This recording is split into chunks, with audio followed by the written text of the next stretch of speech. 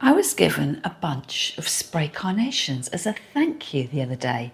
I've got them home, but what am I going to do with them now? That's always a conundrum. Well, I'll let you into a secret. For the first 2 days of their life, I just did a cut and plonk.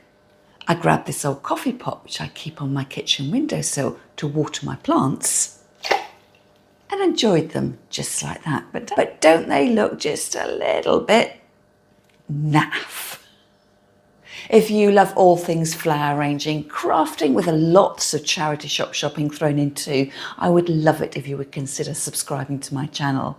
All you need to do is to tap the red button marked subscribe, and that means next time you open the YouTube app on your phone, your tablet or your computer, one of my videos will be waiting for you. Now, let's get on with those spray carnations. How many different ways could I arrange them to make them look just a little bit more exciting? Well, I did the right thing and got my flowers in water straight away, but I've made a couple of errors. Can you spot it? Well, number one, I never took off the elastic band, so they were never going to splay out in a natural way. And can you see that these stems have been in water and the rest are dry? And because that greenery was in water, you can see already how it's started to rot off. And if you keep your leaves on your flowers so they're submerged under the water, they will rot off and shorten the life of your arrangement. So the next thing I need to do is to strip off all these leaves, anything which will fall below the waterline. It's starting to look a little bit yucky.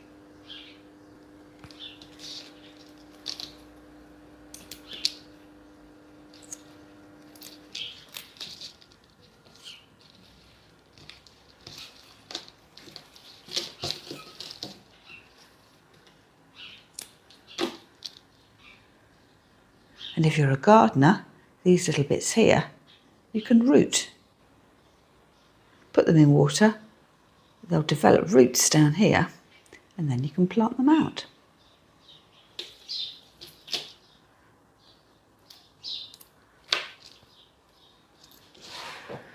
And then we need to recut the stem ends.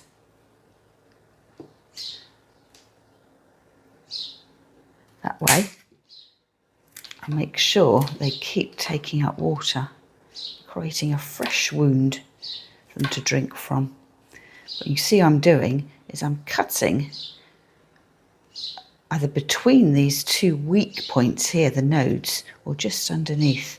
So I want to keep my flowers as long. I want to keep my flowers really long, so I've got more options for arranging. So once you've unwrapped your flowers, taken off the greenery from the bottom, recut your stems, you're ready for your first arrangement. And of course that first arrangement has just got to be the classic cut and plonk. So although my flowers will last about 7 to 10 days in a vase like this, they're just not very exciting. And what I will need to do is make sure that every 2 or 3 days I refresh the water and recut the stems again, so gradually over time your flowers will get shorter and shorter. But you can see, because I have taken the elastic band off, they are splaying out in a rather more naturalistic way. But the problem is, even though the opening of my coffee pot was quite narrow, they do settle and you end up with a gap. So you could spend ages trying to cover that gap up, but it always seems to reappear. And here we have arrangement number 1, the classic cut and plonk, which gives me a haze of pink across the top of my vase. I've managed to fan my flowers out so there aren't any obvious gaps. In fact, the only gap is right down the middle. It's like I've got a polo of flowers, a donut of flowers around the edge of the vase, and there's a hole in the middle, which I don't like. So I'm going to see whether I can rearrange my flowers with the help of a pin holder and get them to stand up in place. Now, because my flowers are fanning out at the top, I thought I would try a different shaped container so it's nice and bulbous at the bottom, and that shape will be repeated in the fan of flowers coming out at the top. But first, I need to fix my pin holder in place at the bottom of my vase, and I like to do this using museum wax. So if you're interested in sourcing your own pin holders or museum wax, I'll leave links to them in the description underneath this video. I'm warming the little bit of wax up in my hand, and I'm going to divide it up into 3 pieces and attach that around the edge of my pin holder.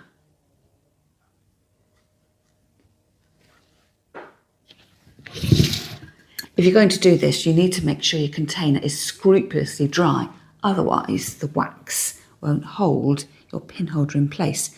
So I'm pushing it down to the bottom and then sort of and then squeezing it and turning it slightly just to get it to hold.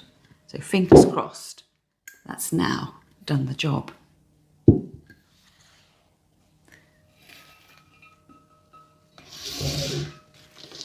When you're using a pin holder, you need actually to have a square cut on the end of your stems so that it's got a body of stem that will attach onto your pin holder. So I'm just going to grab those stems together and cut them off straight across.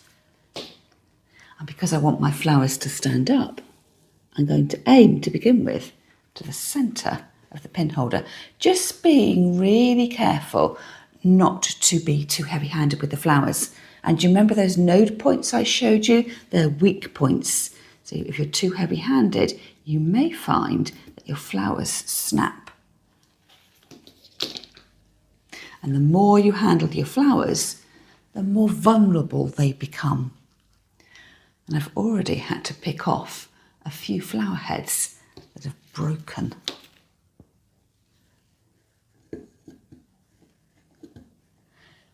So this is just like arranging flowers in the way you probably imagined. You hold your flowers up and you decide where you're going to put them, where the gap is. But I know they're going to hold because they're all locking in to that hidden pin holder inside my vase. So they're splaying out in a really graceful way. And I'm not getting left with a hole in my arrangement. The flowers are staying exactly where I've put them. So it looks like a classic clut and plonk arrangement, but it's just being held up a little bit better. And here's my finished arrangement number 2, a more elegant cut and plonk using a pin holder as my hidden mechanic. I'm rather pleased with the way this arrangement turned out, but I'll let you into a secret.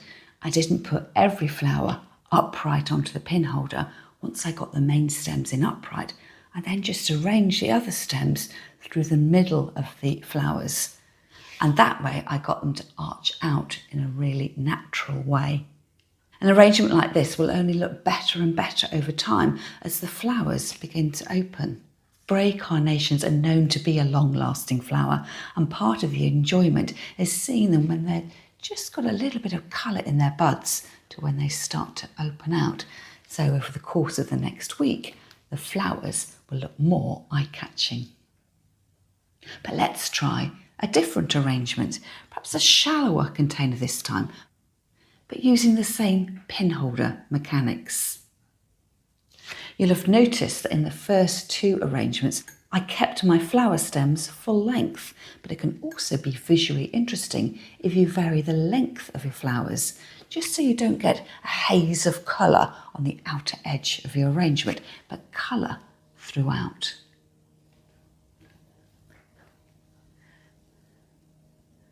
I'm going to put my first flower towards the back of my pin holder.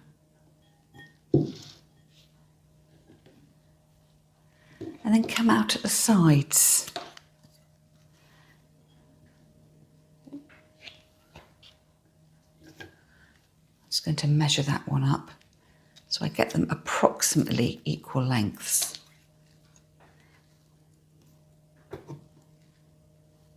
We've got 3 flowers there, creating a rough triangular outline. I'm then going to cut quite a short stem and put that coming out in the centre of the bowl, but rolling out to the side, so it gives my flowers a little bit of width and depth. They're not quite so two-dimensional.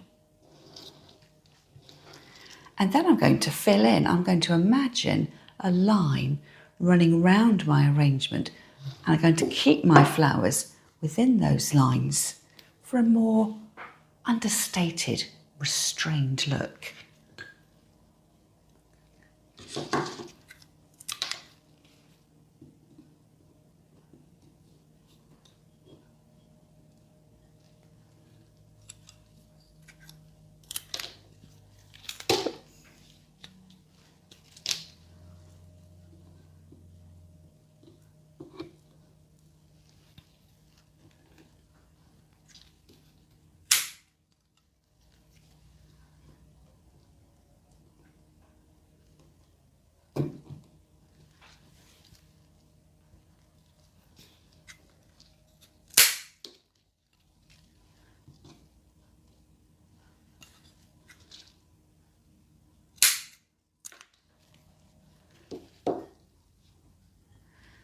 A few stems to the back so it doesn't look too empty.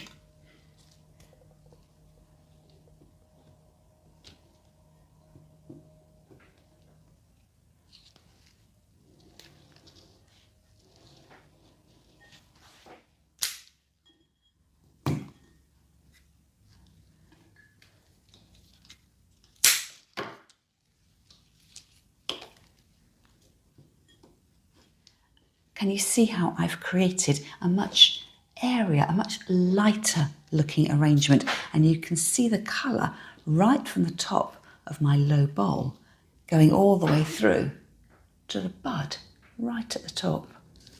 So a very elegant arrangement, starting off with my 3 anchor points, creating a loose triangle and then filling in, and not forgetting to add some flowers out to the front edge to create a little bit of depth and interest. You can see it's almost flat backed here because I'm going to put this in my favourite place in the alcove in my dining room. So I don't want any of the flowers getting crushed at the back as I push it up against the wall.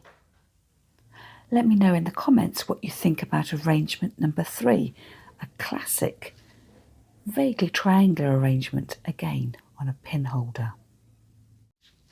If you decide to go down the cut and plonk route, and you decide to take my advice to keep your flowers lasting longer, you'll be refreshing the water every few days and recutting your stems. So whereas I started off with flowers which were all this length, gradually over time they become shorter and shorter. So you could just have an arrangement that was shrinking in size over time, or you could use that opportunity when you come and refresh your water to rearrange your flowers to create a different effect.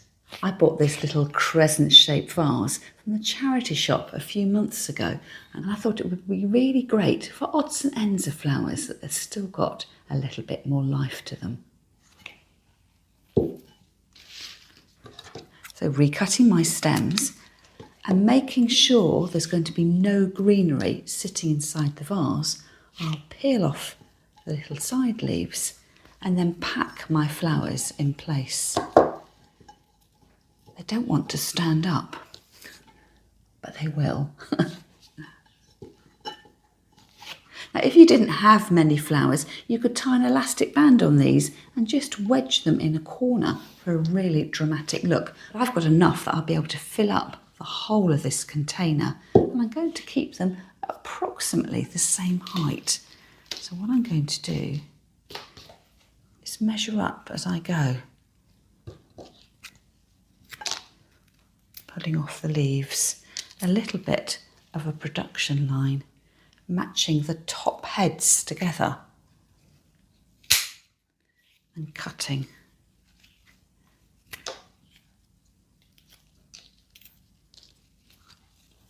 I'm going to keep that one back for my measuring.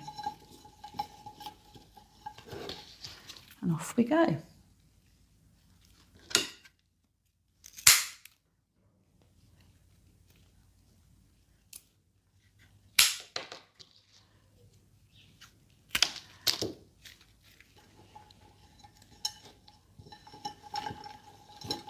And there we have a much more modern, crisp looking arrangement. And it's really easy to do.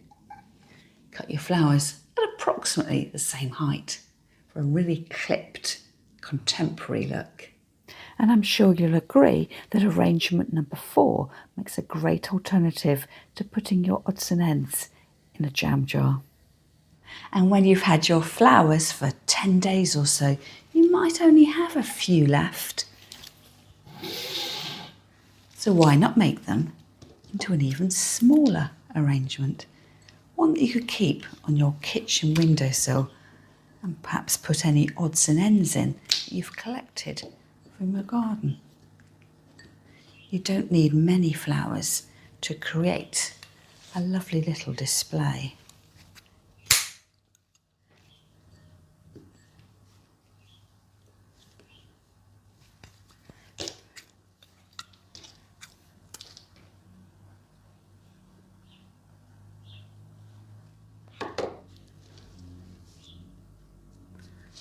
How sweet is that? It would look lovely on anyone's windowsill. And you can see here that over time my flower arrangements are getting smaller and smaller. This is number 5. And the more odds and ends you've got, the better your little window arrangement will look.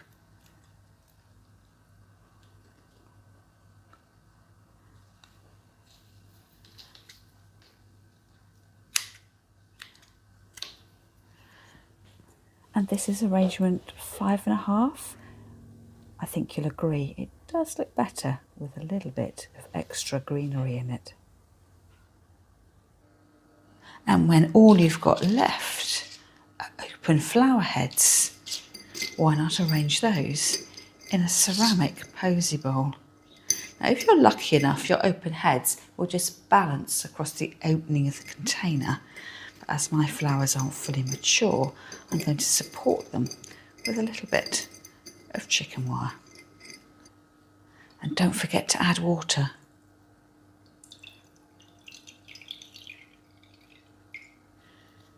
This is probably my most open flower head, but I can just encourage it to open a little bit more.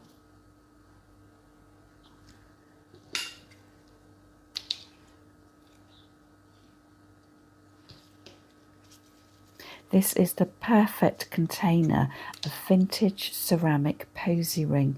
You can see how short my flowers are, so it really is a good way of using up those tiny odds and ends. If you're one of my flower fans and want to have early access to my Monday uploads, which you can watch advert free, don't forget to think about joining my membership group. All you need to do is click the button marked join or follow the link in the description underneath the video. Being a member of my YouTube group also gives you free access to my monthly online flower arranging club. Now this is arrangement number 6, and I'm sure you'll agree it looks lovely. That's all from me for now, and I'll see you again next time.